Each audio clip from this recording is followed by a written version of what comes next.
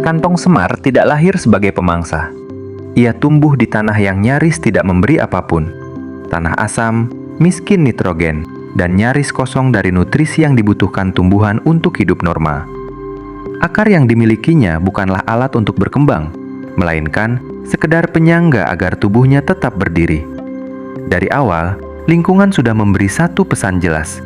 Bertahan di sini berarti mencari jalan lain. Di tempat seperti ini, sebagian besar tumbuhan menyerah. Daun menguning, pertumbuhan melambat, lalu mati tanpa jejak. Kantong semar memilih jalur berbeda.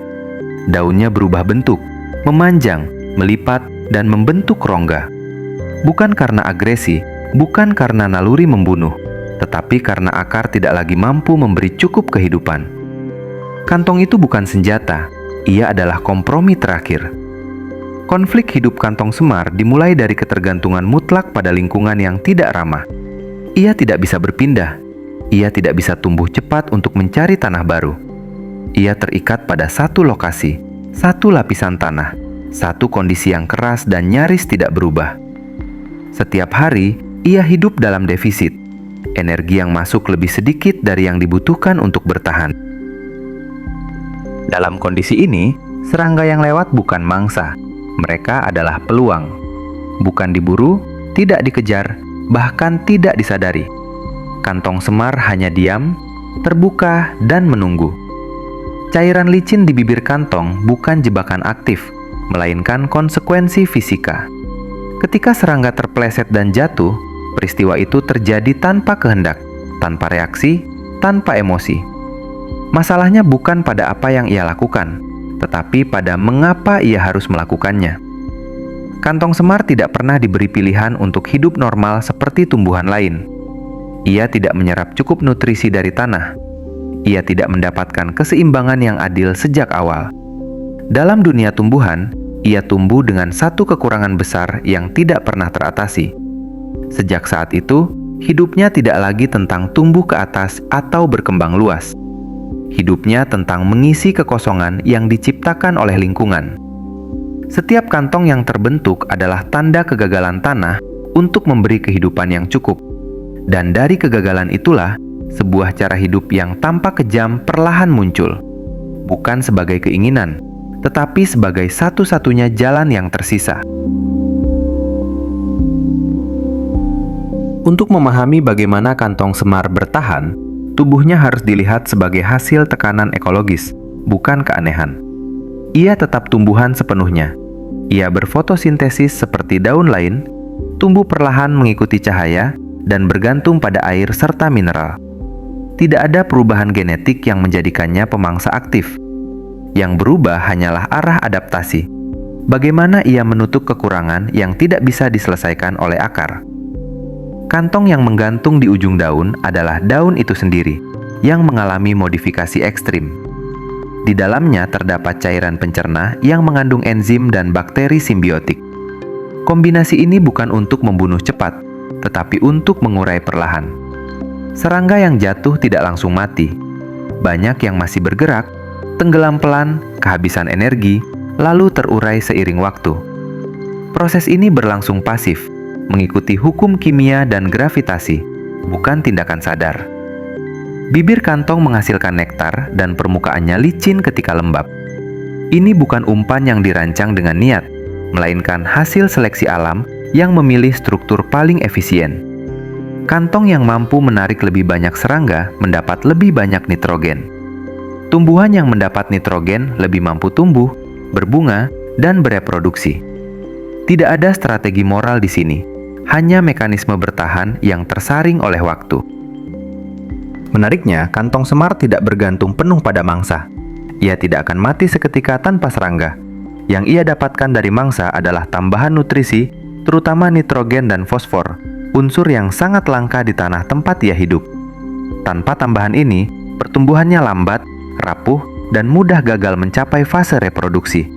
Dengan tambahan ini, ia sekedar mampu bertahan sedikit lebih lama. Adaptasi ini membuat kantong semar sangat terikat pada keseimbangan halus. Terlalu banyak air hujan dapat mengencerkan cairan pencerna. Terlalu sedikit mangsa membuat kantong menjadi beban energi. Ia tidak bisa menutup kantongnya ketika tidak dibutuhkan. Setiap struktur yang ia miliki harus dipertahankan, meski manfaatnya tidak selalu datang. Secara biologis, kantong semar adalah contoh ekstrim bagaimana evolusi tidak selalu mengarah pada kekuatan atau kecepatan. Kadang, ia mengarah pada kesabaran pasif, menunggu, mengurai, mengisi kekurangan sedikit demi sedikit.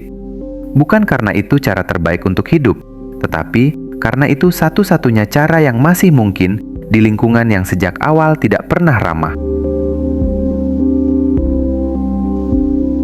Konsekuensi dari strategi hidup kantong semar tidak pernah berhenti pada keberhasilan menangkap mangsa. Setiap kantong adalah pertaruhan energi. Untuk membentuk satu kantong saja, tumbuhan ini harus mengalihkan sumber daya dari pertumbuhan daun, batang, dan bunga. Jika kantong gagal, karena hujan berlebihan, mangsa terlalu sedikit, atau cairan pencerna tercemar, maka seluruh investasi itu berubah menjadi beban. Serangga yang terperangkap di dalam kantong tidak mati sebagai korban perburuan cepat. Banyak yang mati perlahan karena kelelahan, tenggelam, atau kekurangan oksigen. Proses ini bukan bagian dari strategi kejam, tetapi akibat dari sistem pasif yang tidak bisa dihentikan. Kantong tidak bisa memilih. Apapun yang jatuh akan diproses sampai akhir selama kondisi memungkinkan. Ketika cairan pencerna terlalu encer atau terlalu penuh bangkai, pembusukan dapat terjadi lebih cepat daripada pencernaan. Kantong menjadi sumber patogen, bukan nutrisi. Bagi tumbuhan itu sendiri, kegagalan ini membawa risiko besar. Kantong yang membusuk dapat menarik jamur dan bakteri yang menyebar ke jaringan daun. Dalam lingkungan lembab, infeksi dapat menjalar dengan cepat. Banyak individu kantong semar mati bukan karena kekurangan mangsa, tetapi karena sistem pencernaan pasifnya sendiri runtuh di kondisi yang tidak ideal. Ada pula batas fisiologis yang jarang disadari. Kantong semar tidak bisa terus-menerus memproduksi enzim pencerna. Proses ini membutuhkan energi dan waktu. Setelah satu siklus pencernaan, kantong menua. Fungsinya menurun. Ia menjadi struktur pasif yang perlahan mengering, robek, atau rusak. Tumbuhan harus memilih membuat kantong baru atau mempertahankan yang lama dengan efisiensi rendah. Pada fase reproduksi, tekanan ini semakin berat. Ketika kantong semar mulai berbunga, kebutuhan energinya meningkat tajam. Jika nutrisi tambahan tidak cukup, bunga gagal berkembang. Biji yang dihasilkan sedikit atau tidak viabel.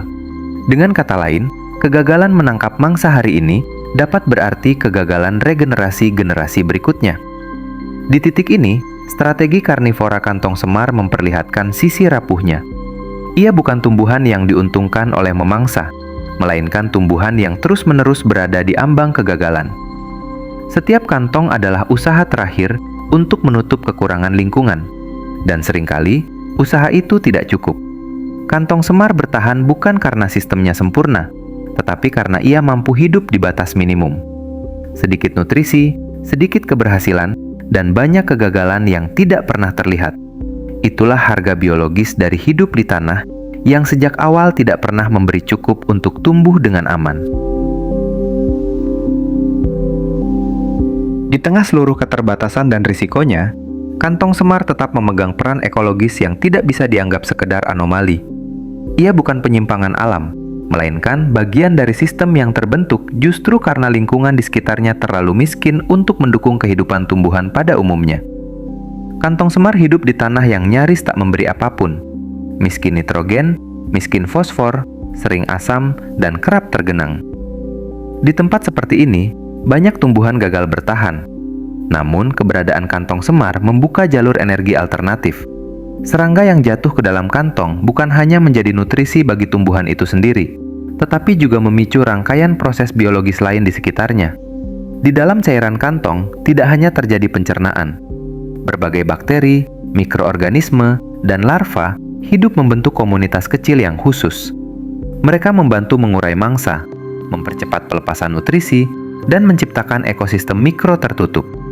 Kantong semar pada titik ini bukan sekedar perangkap, tetapi wadah kehidupan kecil yang sepenuhnya bergantung pada kestabilan cairan dan struktur kantong. Keberadaan tumbuhan ini juga memengaruhi perilaku serangga. Aroma nektar, warna kantong, dan posisi daun mengubah pola terbang dan aktivitas serangga di lingkungan sekitarnya. Sebagian serangga belajar menghindar, sebagian lain tetap tertarik. Tekanan seleksi ini membentuk dinamika populasi yang halus, tanpa ledakan, tanpa kehancuran mendadak. Bagi hewan lain, kantong semar bukan selalu ancaman. Beberapa spesies amfibi kecil, laba-laba, dan serangga tertentu memanfaatkan kantong sebagai tempat berlindung, berburu, atau berkembang biak.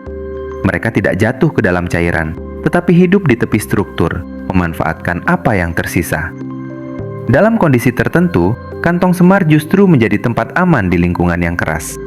Yang sering luput disadari, kantong semar juga berfungsi sebagai indikator ekosistem. Ia hanya tumbuh di tempat yang masih relatif alami, dengan keseimbangan air dan tanah yang belum sepenuhnya rusak. Ketika kantong semar menghilang, itu jarang terjadi sebagai peristiwa tunggal. Biasanya ia menjadi tanda bahwa sistem tanah, hidrologi, dan mikroorganisme telah berubah secara mendasar. Dengan cara yang sunyi, kantong semar menunjukkan bahwa bahkan di lingkungan paling miskin, alam tetap membangun sistem yang saling terhubung. Ia tidak memperkaya dunia secara besar-besaran, tetapi menjaga agar kehidupan tetap mungkin terjadi di tempat yang nyaris tidak ramah. Sebuah peran kecil, rapuh, dan sering tak terlihat, namun bekerja terus-menerus selama kondisi masih mengizinkan. Jika kantong semar dibandingkan dengan tumbuhan lain, perbedaannya bukan sekedar pada cara memperoleh nutrisi, tetapi pada filosofi bertahan hidup yang ia jalani. Sebagian besar tumbuhan bergantung pada tanah yang subur, simbiosis dengan jamur, atau kecepatan tumbuh untuk memenangkan kompetisi. Kantong semar tidak memilih jalur itu.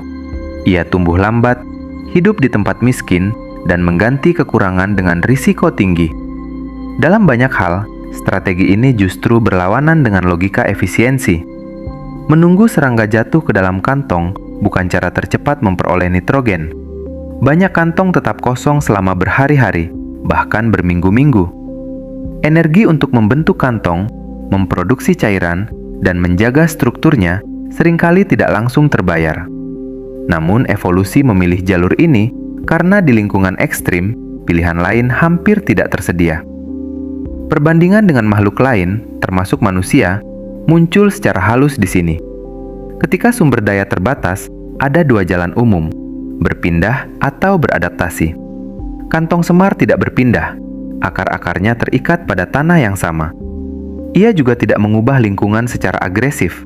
Ia hanya menyesuaikan tubuhnya sendiri, membangun mekanisme tambahan, dan menunggu. Berbeda dengan predator aktif, kantong semar tidak mengejar, tidak memilih target, dan tidak memiliki kendali penuh atas hasil. Ia menerima apa yang datang. Serangga yang jatuh bukan selalu yang paling bergizi, bukan selalu yang dibutuhkan saat itu. Strategi ini menuntut kesabaran biologis yang ekstrim, hidup dengan ketidakpastian dalam jangka panjang. Pada tingkat yang lebih luas, kantong semar mengingatkan bahwa keberhasilan evolusi tidak selalu diukur dari dominasi atau kecepatan. Ada spesies yang bertahan justru karena kesediaannya hidup di pinggir sistem, di tempat yang diabaikan, dengan hasil yang tidak pasti. Mereka tidak menguasai landscape, tetapi tetap ada selama kondisi dasar belum sepenuhnya runtuh. Dalam dunia yang semakin dipercepat, pendekatan seperti ini tampak rapuh. Namun justru di sanalah letak ketahanannya. Kantong semar tidak bergantung pada kelimpahan. Ia bergantung pada keseimbangan. Selama air masih mengalir dengan ritme lama, tanah belum sepenuhnya rusak, dan serangga masih bergerak, ia akan terus menunggu, tanpa terburu-buru, tanpa ambisi melampaui kemampuannya sendiri. Pada terakhirnya, kisah kantong semar bukanlah cerita tentang tumbuhan pemangsa yang aneh, melainkan tentang batas-batas kesabaran alam. Ia tidak muncul untuk menaklukkan hutan, tidak menyebar cepat, dan tidak mengubah lanskap secara kasar. Ia hanya bertahan, dengan cara yang sangat spesifik, di tempat-tempat yang hampir tidak memberi peluang hidup bagi tumbuhan lain. Kantong semar tidak tahu bahwa ia dianggap unik. Ia tidak menyadari bahwa bentuk tubuhnya dipelajari, dikagumi, atau dijadikan simbol keanehan alam. Ia hanya terus membangun kantong, mengeluarkan cairan, dan menunggu. Ketika ada yang jatuh, ia hidup. Ketika tidak ada, ia bertahan. Tidak ada fase terburu-buru, tidak ada strategi darurat, hanya pengulangan proses yang sama, musim demi musim. Namun kesetiaan pada satu cara hidup ini juga menjadi titik rapuhnya. Kantong semar tidak dirancang untuk tanah yang terus dikeringkan, hutan yang dibuka, atau iklim yang berubah cepat. Ia tidak bisa berpindah ke lahan subur. Ia tidak mampu bersaing dengan tumbuhan cepat tumbuh.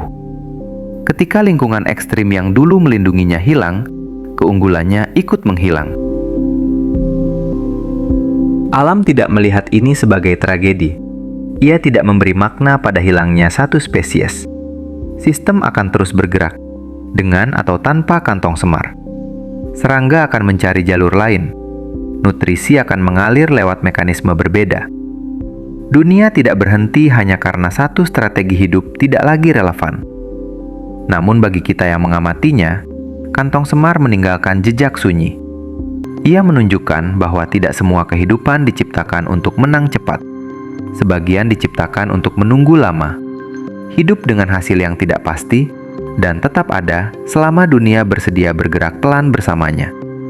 Ketika kantong semar masih berdiri di tanah miskin, dengan kantong terbuka menunggu sesuatu jatuh, itu berarti satu hal sederhana, bahwa alam masih menyisakan ruang bagi makhluk yang tidak efisien, tidak dominan, dan tidak tergesa-gesa. Dan ketika ruang itu hilang, yang lenyap bukan sekedar satu tumbuhan pemangsa, melainkan satu cara hidup. Cara hidup yang percaya bahwa kesabaran masih punya tempat di dunia yang terus dipercepat menuju akhir yang tidak pernah benar-benar kita pahami.